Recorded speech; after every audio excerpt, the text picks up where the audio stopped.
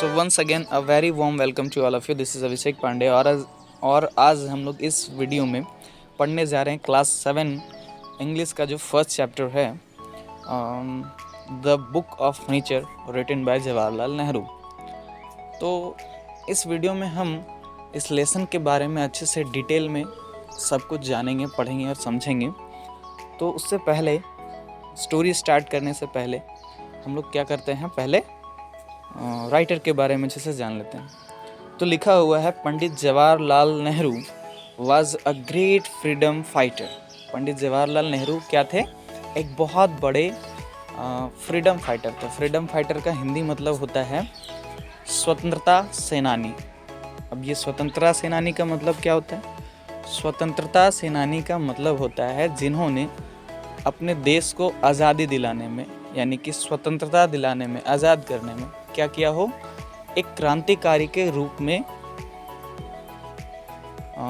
लड़ाई लड़ी हो। किन से लड़ाई लड़ी हो? तो अगर हम लोग पंडित जवाहरलाल नेहरू जी के संदर्भ में अगर हम देखें तो अंग्रेज़ों के खिलाफ में, क्योंकि पंडित जवाहरलाल नेहरू और बहुत सारे क्रांतिकारी योद्धाओं ने मिलकर के हमें, हमारे देश को आज़ादी दिलाया था। तो उन्हीं में से एक थे हमारे पंडित जवाहरलाल नेहरू। अब क्या कहते हैं, and the first prime minister of independent India, यानी कि जो स्वतंत्र भारत के जो सबसे पहले प्रधानमंत्री थे वो भी कौन थे? पंडित जवाहरलाल नेहरू ही थे। जो प्रधानमंत्री सबसे पहले भारत के बने हैं वो पंडित जवाहरलाल नेहरू है, यही इस लाइन में कह रहा है। He was a very good writer as well, और साथ ही साथ क्या थे? एक बहुत ही अच्छे लेखक थे। The discovery of India, glimpses of world history and autobiography are some of his noted work। मतलब कि the discovery of India, glimpses of world history and autobiography, ये सब जो इनके द्वारा लिखित लेखों में से कुछ जो बहुत ही अच्छे माने जाते हैं, बहुत ही प्रसिद्ध हैं, वो है। ड्यूरिंग द लेट 1920s, यानी कि जब 1920 ईस्वी जब चल रहा था, तब ही wrote a series of letters. वो क्या करते हैं? एक सीरीज में लेटर्स लिखते हैं। किसके लिए लिखते हैं? To his young daughter Indira, अपनी बेटी के लिए, क्योंकि उनकी बेटी उस टाइम यंग थी, यानी कि नौजवान बोल सकते हैं या छोटी थी, ऐसा भी बोल सकते हैं। तो क्यों लिखते हैं?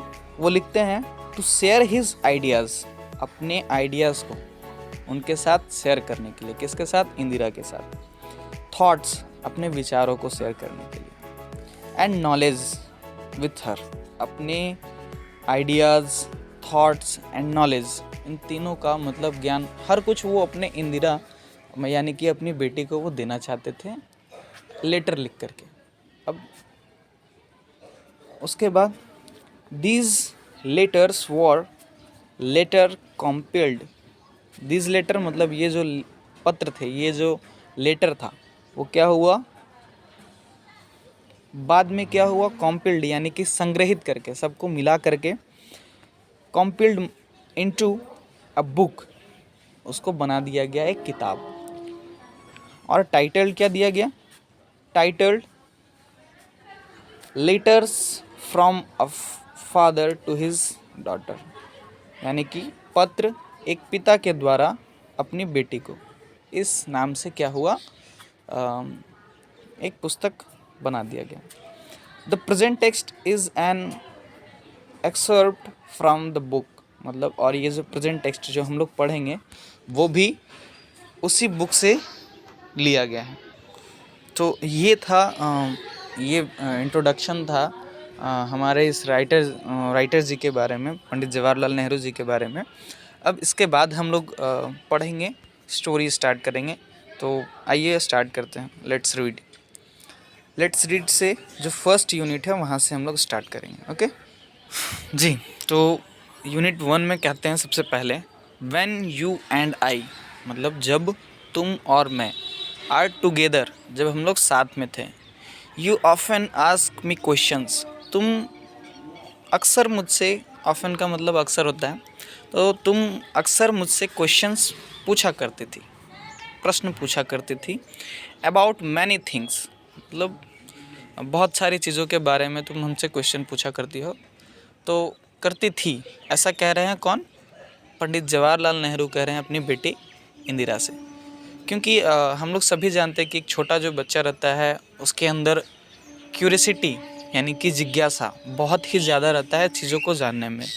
वो आप अपने घर में भी आप नोट किए होंगे कि अगर कोई बच्चा है तो आपको जो भी चीज़ देखेगा उसके बारे में पूछेगा, पापा ये क्या है, मम्मी ये क्या है, दीदी ये क्या है, भैया ये क्या है, ऐसे वो पूछते रहते हैं। तो ठीक इसी तरह से जब पंडित जवाहरलाल नेहरू और इंदिरा गांधी जब दोनों साथ में थे, तब इंदिरा क्या करती थी कि अपने पापा यानी कि पंडित जवाहरलाल नेहरू से वो हर एक चीज़ के बारे में क्वेश्चंस पूछा करती थी। यही बात पंडित जवाहरलाल नेहरू कह रहे हैं।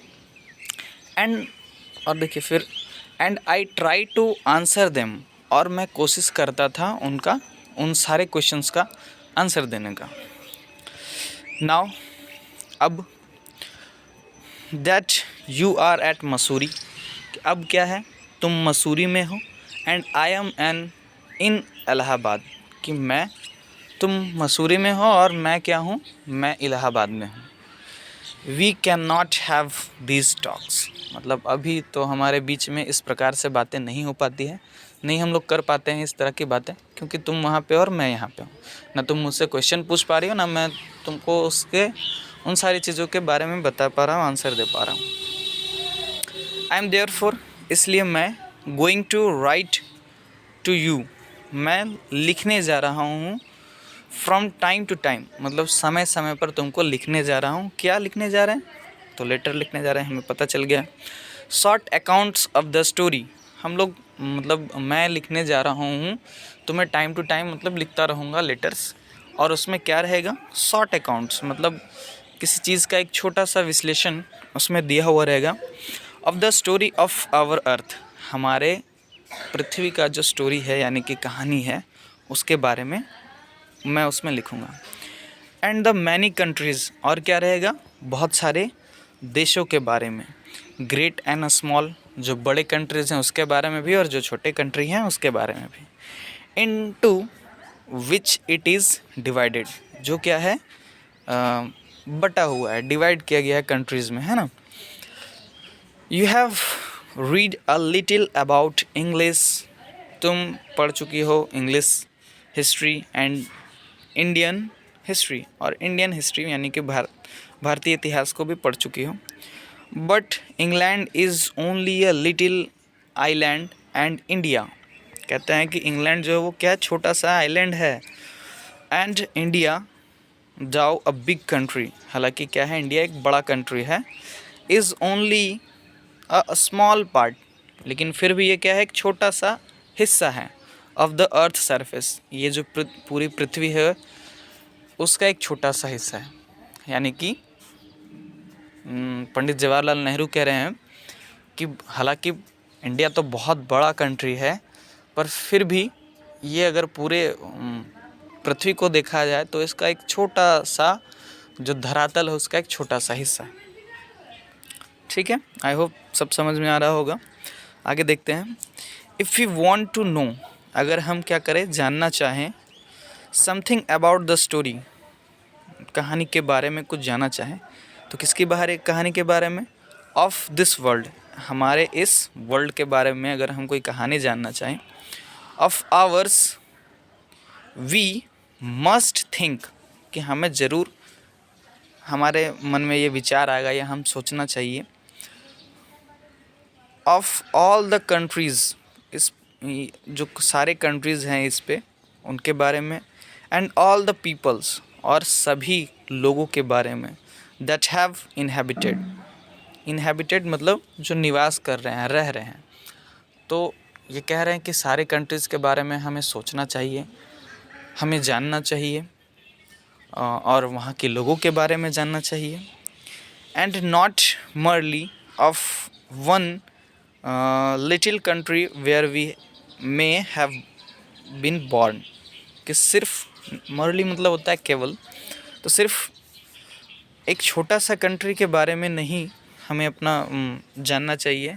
वेयर वी में, कि जहाँ सिर्फ जन्म लेते हैं उसी कंट्री के बारे में इंफॉर्मेशन रखना, उसी के बारे में सारी चीज़ें जो हमें पता होनी चाहिए सिर्फ उसी के बारे में पता करके सीमित नहीं रहना चाहिए। हमें इस पूरे पृथ्वी पे जितने सारे देश हैं, जितने सारे लोग रह रहे हैं, उनके बारे में भी हमारे पास इंफॉर्मेशंस होना चाहिए। यहाँ तक ये पंडित जवाहरलाल नेहरू फर्स्ट पैराग्राफ में इंदिरा गांधी को बता रहे हैं। अब हम लोग पढ़ेंगे सेकंड पैराग्राफ। कहते हैं, I am afraid I can only tell you very little, कि मैं तो चिंतित था, डरा हुआ था। आई कैन ओनली, मैं सिर्फ तुम्हें क्या कर सकता हूँ, टेल यू मतलब कह सकता हूँ, यू वेरी लिटिल, थोड़ा सा ही, in this letters of mine, जो मैं लेटर लिख रहा हूँ उसमें थोड़ा सा ही बता सकता हूँ, क्योंकि लेटर में ज़्यादा से ज़्यादा कितना लिखा जा सकता है, पर फिर भी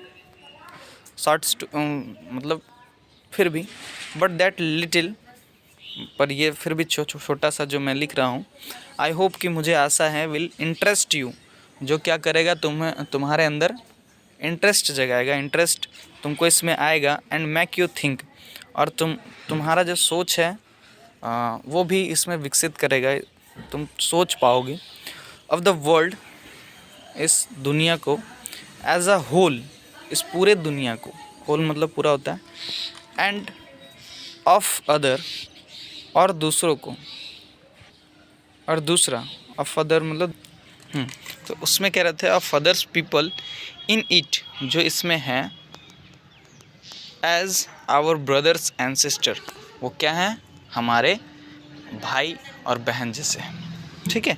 तो पूरे वर्ल्ड में दुनिया को बोल रहे हैं कि पूरे वर्ल्ड में जितने भी लोग हैं, तुम ऐसा सोच पाओगी इस मेरे लिटिल नोट से कि वो जो लोग हैं वो हमारे भाई बहन ही हैं।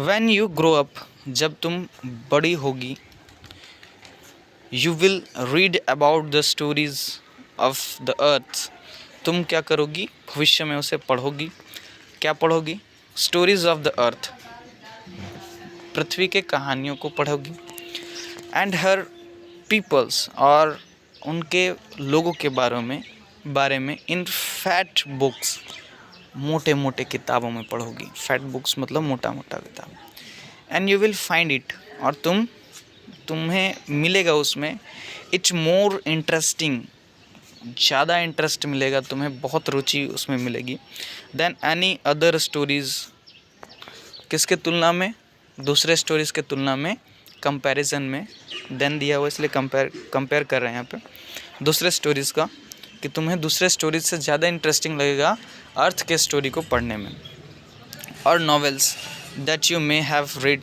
जो तुम क्या करोगे, पढ़ोगी या पढ़ रही हो, यू नो, तुम जानती हो, ये उसके बाद का पैराग्राफ है, देखिए ध्यान से, यू नो, ऑफ कोर्स, तुम जानती हो, that our earth is very very old, कि हमारा जो अर्थ है वो बहुत बहुत पुराना है, मिलियंस, कितना पुराना है, millions and millions of years old, मतलब बहुत ही ज़्यादा पुराना है, मिलियंस ईयर ओल्ड है, ठीक है, and for a long long time, और बहुत बहुत समय के लिए, देयर वेयर नो मैन और वुमेन लिविंग इन इट, कि यहाँ पे बहुत बहुत समय तक ना कोई आदमी था ना ही कोई औरत, यानी कि न स्त्री न पुरुष यहाँ पे रहते थे, लिविंग रहना, बिफोर द मैन, मनुष्य से पहले, आदमी से पहले, came there were only animals, उनसे पहले आए हुए थे सिर्फ जानवर, एंड बिफोर द एनिमल्स, और एनिमल से भी पहले क्या थे, देयर वाज अ टाइम, एक समय था, when know kind of life, किसी भी प्रकार का कोई भी जीवन, एग्जिस्ट ऑन द अर्थ, नहीं था, ठीक है, किसी भी प्रकार का कोई भी जीवन इस पृथ्वी पे नहीं था एनिमल से पहले, यानी कि कह रहे हैं कि एक समय ऐसा था जब ना इस पृथ्वी पे ना स्त्री था ना पुरुष थी, सॉरी ना स्त्री थी ना पुरुष था, उससे पहले क्या, उससे पहले एनिमल्स थे, और एनिमल से भी पहले क्या, एनिमल से पहले कोई भी लाइफ इस पृथ्वी पे एग्जिस्ट नहीं करता था, यानी कि लाइफ इज़, यानी कि जीवन इस अर्थ पे नहीं था। ठीक है, अब आगे देखते हैं। दिस इज़ डिफ़िकल्ट, ये क्या होगा, थोड़ा डिफ़िकल्ट होगा, मुश्किल है थोड़ा। टू इमेजिन मतलब सोचना, मतलब कल्पना करना। दिस वर्ल्ड ऑफ, इस वर्ल्ड के बारे में क्या सोचना मुश्किल होगा, तो मुश्किल होगा हमारे लिए। आवर्स दिया हुआ है, which is so full today, जो आज क्या हुआ पूरा भरा पड़ा है लोगों से, है ना, भरा पड़ा हुआ भी। और अगर हम सोचें कि इस पे पहले कोई नहीं रहता होगा तो ये अर्थ कैसा होगा, बड़ा ही मतलब डिफ़िकल्ट है, अजीब सा लगता है, इसलिए वो कहते हैं कि it is difficult. Okay, so all kinds of animal and man, यहाँ पे हर एक तरह के एनिमल्स हैं और मानव हैं, मनुष्य हैं। टू बी विथआउट दैम, इनके बिना अगर हम इस पूरे पृथ्वी का कल्पना करें तो ये बड़ा ही अजीब होगा, बहुत ही मुश्किल है। जो आज पूरे खचाखच भीड़ से भरा पड़ा हुआ है, जनसंख्या इतनी बढ़ी हुई है और एनिमल्स इतने तरह तरह के यहाँ पे रहते हैं। बट साइंटिस्ट एंड दोज, परंतु जो वैज्ञानिक हैं, साइंटिस्ट हैं, और वे लोग हु हैव स्टडीड, जो क्या किए हैं, अध्ययन किए हैं, and thought a great deal about this matters tell us that there was a time when the earth was too hot for any living being to live on it। तो ये बहुत लंबा लाइन हो गया, फिर से इसे शॉर्ट में करके एक बार फिर से बता देते हैं। क्या है, बोले कि पर ये क्या है, साइंटिस्ट लोग जो हैं वो, और जो स्टडी करते हैं विचार करते हैं बहुत ही बड़ी सोच पे, ठीक है, मतलब बहुत ही ज़्यादा जो दिमाग लगाते हैं और इस अर्थ के बारे में जो इतना सोच पाए हैं, ग्रेट डील है। दीज मैटर्स, इन सारी विचारों पे, इन सारी चीज़ों पे जो विचार करते हैं, टेल अस, वो हमें बताए हैं, क्या बताए हैं, हमें कहते हैं, क्या बताते हैं, that there was a time, कि एक टाइम था, when the earth was too hot, जब ये पूरा अर्थ जो था वो क्या था, बहुत ही ज़्यादा गर्म था, और इतना गर्म था कि for any living being to live on it, यहाँ पर रहने के लिए किसी भी जीव के लिए ये अर्थ जो था वो बहुत ही गर्म था। इसी कारण से क्या है कि यहाँ पे कोई नहीं रहता था, कोई भी लाइफ एग्जिस्ट नहीं करती थी। And if we read their books, और अगर हम लोग वो किताब पढ़े जिनमें ये साइंटिस्ट और जो स्टडी करने वाले लोग हैं, जो अपने थॉट्स को, आइडियाज़ को देते हैं और बताते हैं हमें इस अर्थ के बारे में, तो अगर हम उनकी बुक्स को पढ़ें एंड स्टडी द रॉक्स, और हम लोग क्या करें, स्टडी करें, अध्ययन करें किसका, रॉक्स का, पत्थर का, ठीक है, चट्टानों का, एंड द फॉसिल्स, और फॉसिल्स का। तो फॉसिल्स का मतलब क्या होता है, यहाँ पे देखिए ब्रैकेट में दिया हुआ है, the remains of old animal. Remains of old animal मतलब जो हिंदी में से कहते हैं फॉसिल्स को जीवाश्म। जीवाश्म मतलब होता ये है कि जो पुराने, मतलब जो मृत हो चुके हैं एनिमल्स, जो मर गए थे, उनका जो बचा हुआ बॉडी पार्ट्स होता है, जो सड़ गल जाता है, ठीक है, उसी का जो अवशेष, जो बचा हुआ पार्ट रहता है, उसी को कहते हैं फॉसिल्स। तो फॉसिल्स का मतलब समझ में आ गया होगा। We can ourself see that, और हम लोग ये खुद से देख सकते हैं, this must have been so, जो कि ये हमें दिखाई देता है। तो यहाँ तक ये जो यूनिट 1 था, इसमें ये इतना इन्फॉर्मेशन हमें पंडित जवाहरलाल नेहरू अपनी डॉटर इंदिरा को जो लेटर लिख रहे हैं, उसके थ्रू से हमें इतना सब कुछ इनके यूनिट 1 से हमें पता चलता है। तो आई होप सभी समझ में आया होगा। तो आज का वीडियो यहीं तक रखते हैं। Thank you so much. हम हमारे चैनल गाइडलाइन कोचिंग सेंटर पे इसी तरह से हर वीडियोस अपलोड होते रहेंगे time to time. So like and subscribe कर दीजिएगा और कमेंट कीजिएगा अगर कहीं कोई प्रॉब्लम है तो। Thank you so much.